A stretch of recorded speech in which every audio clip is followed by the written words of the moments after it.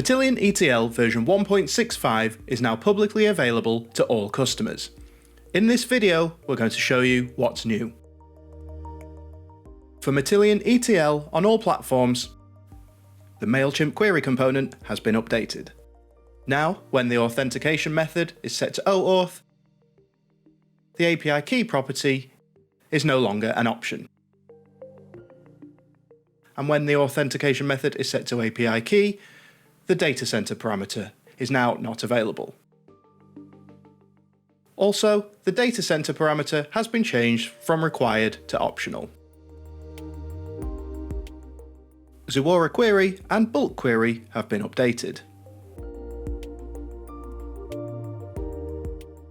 The Query component now has the REST Sandbox North America endpoint added to the list of available endpoints.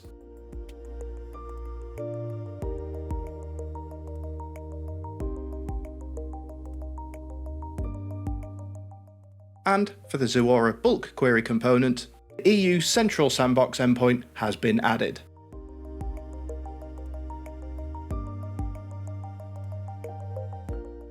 There are new changes to the Salesforce Marketing Cloud component.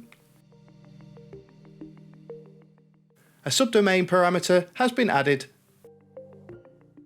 when the service type is set to SOAP. For Matillion ETL for Snowflake, the zero copy clone feature has been updated.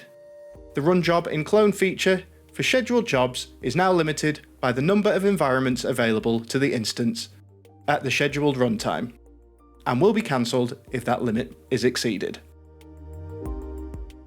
The extract nested data component has been updated to include a case column alias names parameter where the accepted values are lower, upper, and no. Also, there are new Shared Job Git API endpoints, including merge and get remote URL. For Matillion ETL for Delta Lake on Databricks, the Run Notebook component has been added. Run Notebook is an orchestration component for executing a Databricks notebook from a Matillion ETL job. This can be used to conflate ETL tasks with the subsequent analysis performed in your Databricks notebooks. And that's what's new with Matillion ETL version 1.65.